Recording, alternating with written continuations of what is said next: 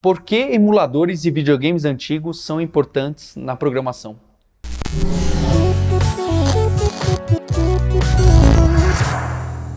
Eu sou Paulo Silveira. Eu sou Fábio Akita.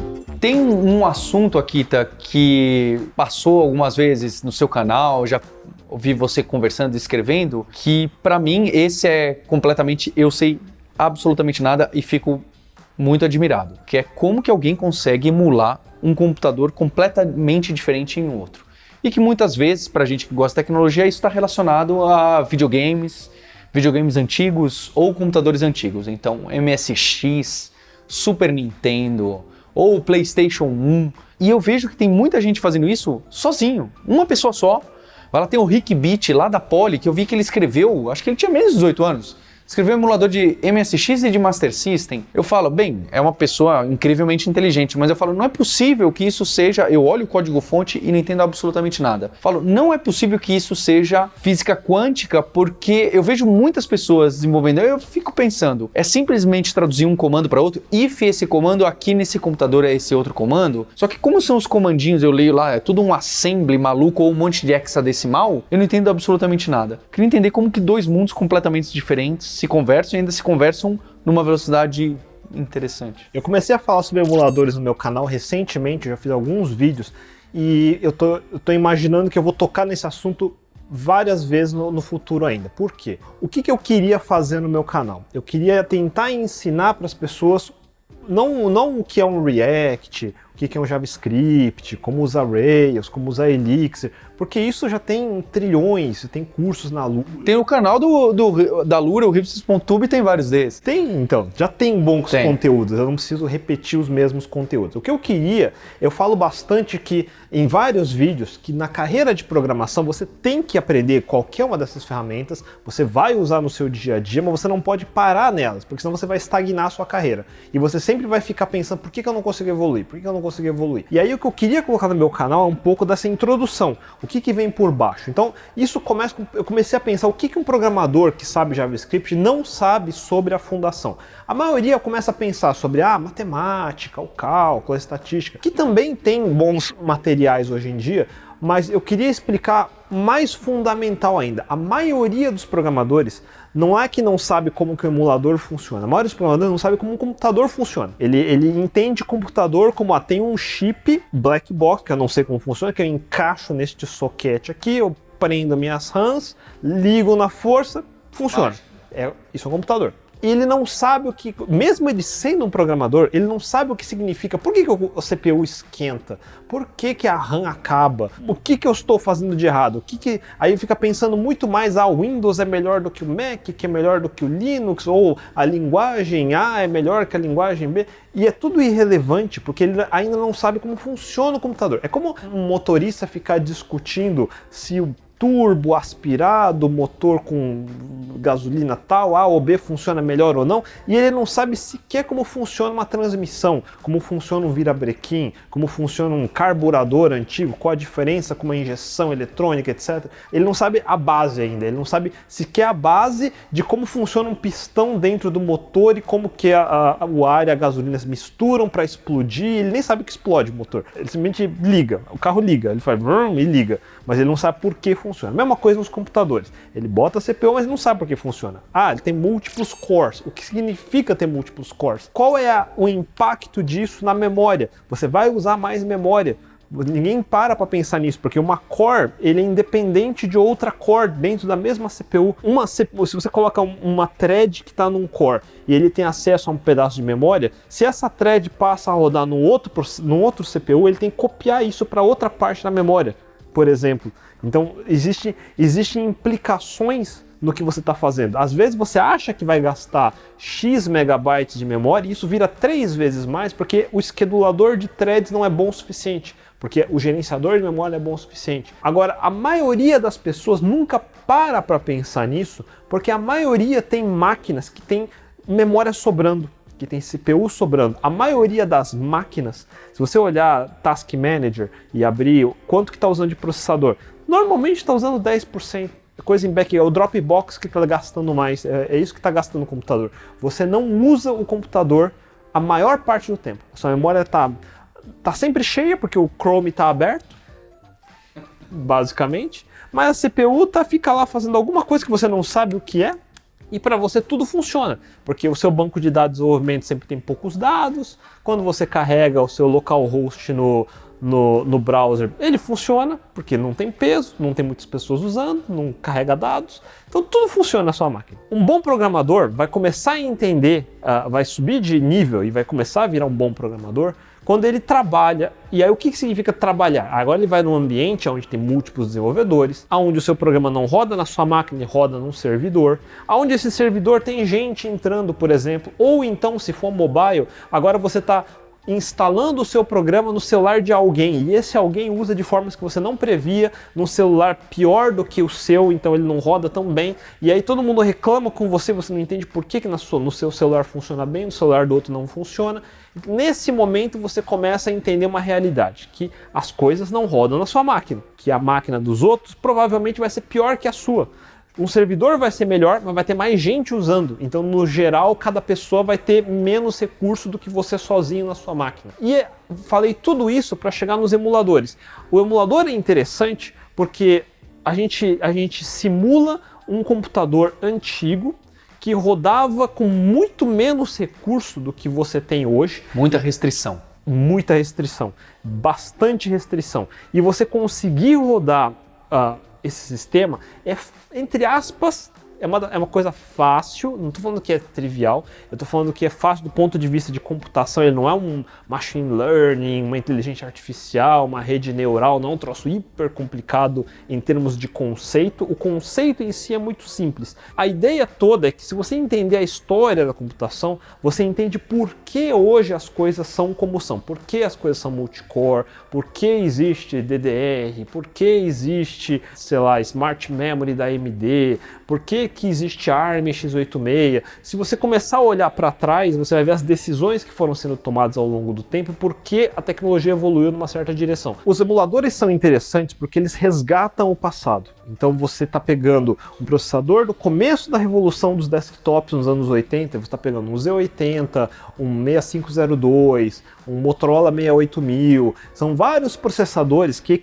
equipavam computadores que a gente teve no Brasil, como MSX, da Hotbit, da Gradiente, como o Zenex Spectrum, que aqui era os TK90, então os Master System. O Z80 era o Master System. Exatamente, então você tem o Z80, aí você tem os Apple II, que usava 6502, você tem depois, na próxima etapa, os videogames de 8 bits, 16 bits, então você tinha Master System, Nintendinho, você tinha Genesis, Super Nintendo. Isso foi sendo uma evolução. Cada um desses consoles não usava uma tecnologia 100% proprietária que só tinha no Genesis, que só tinha no Super Nintendo. O processador do Super Nintendo é o que equipava microcomputadores também antes, um Amiga, por exemplo. O do Genesis equipava um Apple II.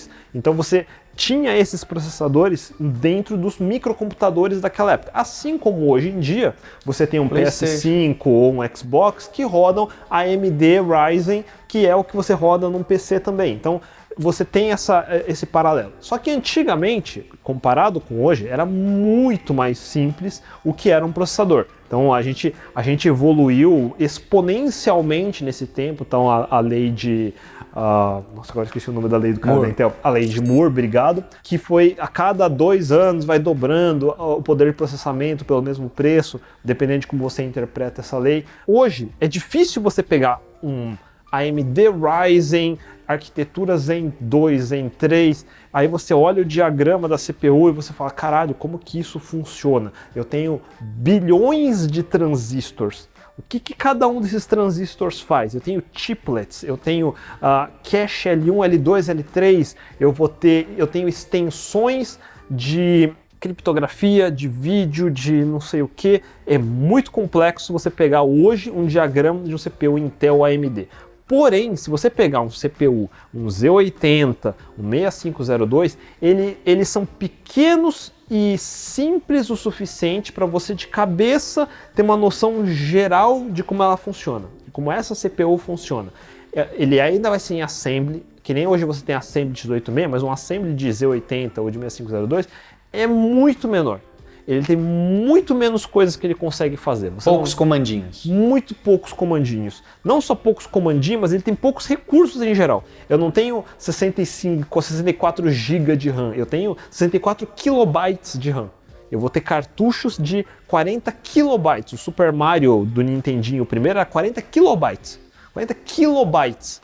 Para você entender o que é 40 kilobytes, se você tirar uma foto no seu Android hoje, ele vai ser megabytes. Então, na sua uma foto que você tirou, cabem várias vezes o Super Mario lá dentro. Então, é esse nível de complexidade de você. É muito mais simples. Porém, por ser mais simples, eu também não tenho sistema operacional, eu não tenho BIOS, eu não tenho gerenciador de memória, eu não tenho threads, é tudo um core só. Então, eu deixo toda essa complexidade de lado e eu vou entender o fundamento. Então é mais fácil explicar como um computador funciona num processador Z80 6502 do que no AMD ou Intel de hoje, porque tem muita coisa. A partir desse ponto, se eu consigo explicar como, pelo menos o conceito, o que é um cartucho, como que ele carrega um jogo, como que ele começa a rodar esse jogo. Se você entender esse fundamento, você começa a entender tudo como um computador de hoje funciona. Como que carrega uma BIOS, como carrega um sistema operacional, como que carrega na memória, mas é muito mais simples num videogame. E aí, do que explicar no microcomputador antigo, como um Commodore 64, MSX, Apple II, etc., é mais divertido num videogame, porque você visualmente vê um jogo rodando. Ele é um microcomputador, um Nintendinho, um Master System, que de cara você consegue ver um jogo que até hoje é divertido. Se você pegar um Super Mario 1, 2 ou 3, você joga até hoje um Super Mario 3 tranquilamente. Então o fator de envelhecimento, ele envelheceu muito bem, só que os elementos são muito simples que eu consigo mostrar na memória aonde que fica o Super Mario na memória. Aonde que fica esses bitmaps que a gente chama de sprites, ou esses backgrounds. Eu consigo mostrar o layout de memória, porque esses 40 kilobytes não é tantos dados assim, do que se eu mostrar em 64 GB, aonde que fica o sistema operacional. Ele fica nos primeiros 20 GB, é muito espaço. Agora, em 40 kilobytes, eu consigo mostrar nesse espaço de 15 kilobytes, nesse espaço de 15 kilobytes, eu tenho um sprite aqui, um background aqui, assim por diante. E com isso, você consegue entender o que são endereços de memória. Então, da memória 00 hexadecimal até a memória FF hexadecimal. Eu consigo explicar em intervalos muito curtos o que é um hexadecimal, o que são endereços, como que eu aloco um bitmap naquele espaço, como que a versão rudimentar de uma GPU, que a gente chamava de PPU, ele consegue ter uma memória de vídeo, como que a CPU sincroniza essa memória de vídeo para dar os 60 frames por segundo. E ao fazer isso, eu vou entrar nos próximos vídeos que eu estou fazendo agora, durante 2021, os conceitos básicos. Como que boota um jogo, como que ele começa a rodar, isso eu já fiz no meu canal, como eu consigo inclusive hackear na memória para mudar a pontuação, para fazer aqueles hacks, aqueles cheats que a gente chama de vida infinita, assim por diante. E além disso eu consigo começar a mostrar o que é um bitmap, como que esse bitmap ocupa espaço numa ROM. Então por que você não tem toda hora um bitmap gigante em jogos? Porque ocupa memória pra caramba. Então se eu colocar um álbum de fotos num cartucho não dá, porque não tem memória suficiente, eu vou precisar de megas. E megas em 1980 custava muito caro. Hoje megas é ridículo. Qualquer ícone num iPhone vai ter 1 mega de tamanho. Aí à medida que a gente vai evoluindo, por que a gente não conseguia ter vídeo? Porque também não só ocupa memória, mas ele ocupa processamento. Agora eu consigo ir explicando ao longo da evolução dos videogames, a mesma coisa vai acontecer nos PCs e computadores, por que começa com um bitmap não comprimido e por que eu começo a comprimir isso? JPEG, PNG, quais formas eu consigo ir comprimindo. Aí você começa a entender os formatos de imagem. Aí você começa a entender por que vídeo era um laserdisc desse tamanho antigamente, ou fitas gigantes, e hoje num Blu-ray eu consigo ter Ultra HD 4K HDR. Como que veio evoluindo do MPEG para o H264, para o NVENC, o que são essa evolução de codecs? O que é essa evolução de compressão de vídeo? O que é bitrate? Então, começando do primeiro, que tinha tudo aberto, bitmap não comprimido, áudio não comprimido, vídeo não comprimido, tudo de baixíssima qualidade, porque era tudo não comprimido e não tinha processamento, por que agora eu consigo ter 4K, HDR, com bitrate alto? O que foi sendo acrescentado nesse processador pequeno, 6502, Z80, para hoje eu conseguir fazer streaming de vídeo em real time, sem interromper meu jogo? Então eu consigo mostrar essa linha de evolução ao longo do tempo usando emuladores. Além disso, os emuladores antigos eu conseguia, num único arquivo de C ou qualquer linguagem que você esteja usando para desenvolver, eu conseguia, como ele era muito simples, eu conseguia ter todos esses comandos de assembly no 6502, todos os registradores no 6502 numa única classe. Era fácil de escrever entre aspas. Hoje, se você quiser fazer um exercício, tem vários tutoriais ou mesmo código-fonte que você consegue, eu até expliquei isso num vídeo, como que você estrutura um projetinho simples em Go, em C, em C Sharp, não importa a linguagem, porque a performance hoje é tantas vezes maior do que antigamente, qualquer linguagem vai conseguir rodar emulador de Nintendinho.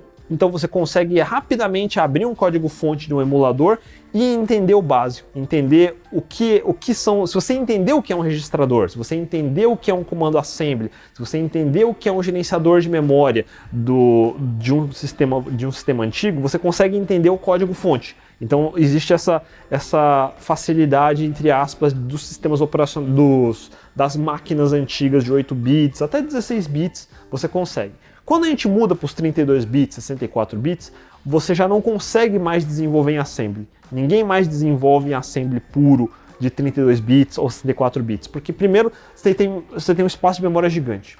Você não consegue mentalmente ficar gerenciando memória na mão em assembly. Ah, vou colocar no endereço FABC123, vai ser um endereço gigante, parece um IP, literalmente, 192.168, todo mundo faz. Só que é um IP gigante, porque não tem como, literalmente não tem como. Então você não consegue lidar em assembly com uma quantidade massiva de dados e um endereçamento absurdo, que vai ao infinito. Então 64 bits você tem literalmente infinitos endereços, para você é praticamente infinito. A gente não tem máquina hoje que tem a RAM que exaure todos os endereços de 64 bits. Se você falar que tem um PC com 1 tera de RAM, 1 tera de RAM ainda não é perto do máximo que 64 bits consegue endereçar. Porque em 32 bits acho que dá 4 gigas, né? 4 bilhões, aí 4 bilhões ao quadrado. Não sei pronunciar esse número. É um número exabyte, não sei agora, é acima de tera, é acima de peta, é acima de hex, eu acho. Então, é um número gigante. Não tem como fazer assembly disso, você não consegue otimizar isso. Então você desenvolve em C, você desenvolve em qualquer linguagem que compile para assembly. E aí os compiladores começam a ficar interessantes. E então eu consigo, usando essa evolução e evoluindo de 16 bits para 32, 32 para 64, explicar por que os compiladores funcionam, como eles funcionam, por que otimiza de certa forma. Então, usando a ideia dos emuladores, eu consigo ir explicando a introdução dos computadores um passo de cada vez, que foi como a gente veio evoluindo essas máquinas para chegar no dia de hoje. Então, quando você pega hoje uma linguagem como JavaScript, como Go, e faz, por exemplo, file.open ou qualquer coisa equivalente, tem tantas camadas por baixo acontecendo que você não sabe por que funciona. Você não sabe o que significa abrir um JPEG e mostrar no browser. O que significa isso? O que significa abrir um string de bits que de alguma forma mágica está comprimida ali, que de alguma forma mágica ele aloca em memória e que de alguma forma mágica vira uma imagem na tela, mas foda-se, funciona. Funciona. Só que isso não é ser um programador, isso é ser um usuário. Você como programador precisa entender as diferenças até para conseguir criar serviços ou evoluir esses formatos para coisas melhores depois. No caso dos emuladores também, quando pulou de geração, aí eu não consigo mais fazer emuladores dos chips. Então, um emulador de Nintendo 64, Dreamcast, PlayStation 2, eu não consigo mais emular os chips todos.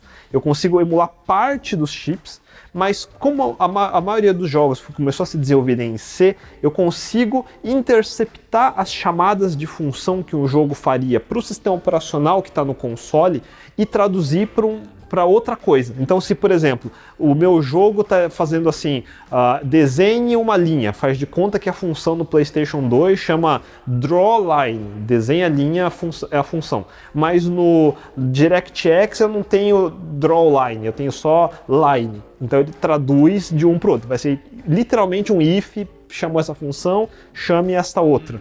Então ele é uma camada que engana o jogo, faz o jogo pensar que ele está rodando dentro do PlayStation 2, mas na verdade está interceptando esse pedido de desenhar uma linha para o sistema do PlayStation 2 e mandando desenhar no DirectX do Windows ou no Vulkan ou qualquer coisa desse tipo. E falando nisso, à medida que vai evoluindo, eu começo a falar sobre coisas como, vou poder começar a falar coisas sobre o GPU, por exemplo. Por que existem as GPUs? O que são kernels que eu consigo criar filtros em cima? Como isso vira shaders? Qual a função de um OpenGL, OpenCL, CUDA, Vulkan, Metal, DirectX, aí essas coisas interessantes nos jogos mais novos começam a aparecer. E como os emuladores vêm funcionando para se adaptar a esse momento. Por que eu consigo rodar?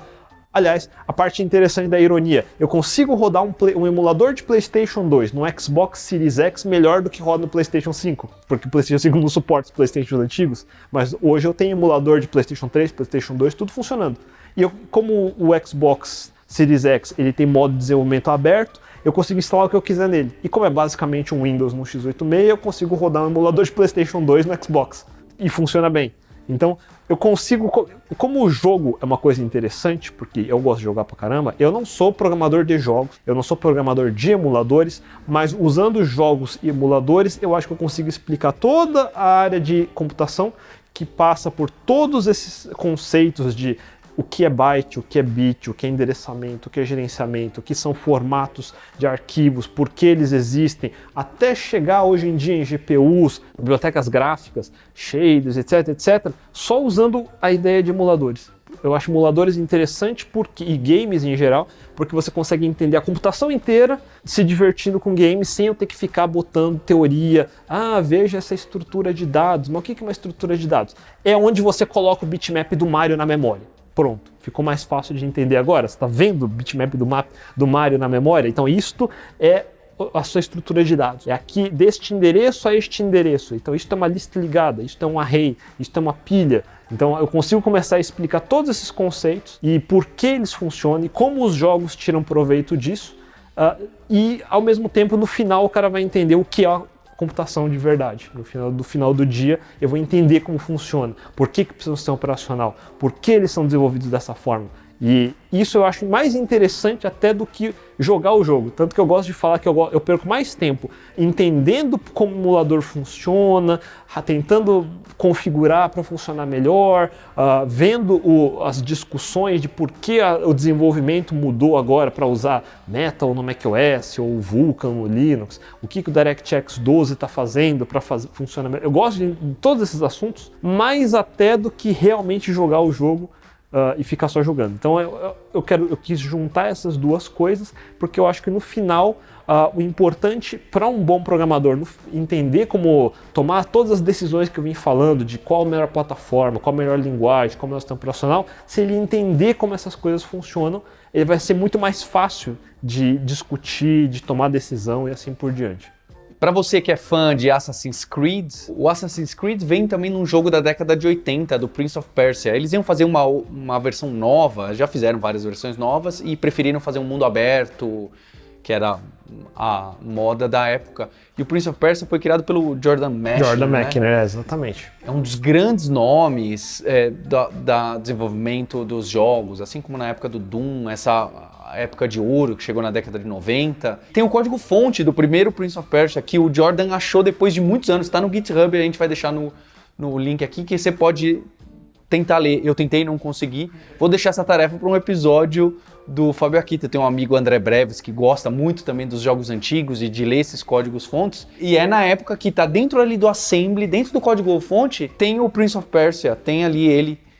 O desenho dele está em assembly, o que é uma loucura, não é? Antigamente não tinha essa separação de programas e arquivos e dados, era tudo junto no mesmo lugar. Era uma bagunça só, tudo era código. Hoje em dia a gente fala de infraestrutura como código. Antigamente tudo era código, data era código, tudo era código. Era o full stack original. É o full stack original, fazia o desenho, tirava foto do irmão dando cambalhota para desenhar. E aí ele tinha que transformar no bitmap, botar em assembly e otimizar no back-end, vamos dizer assim, para carregar tudo e não crashar. Esse era o full stack raiz. Deixa aqui o comentário de que código-fonte de qual jogo você já leu.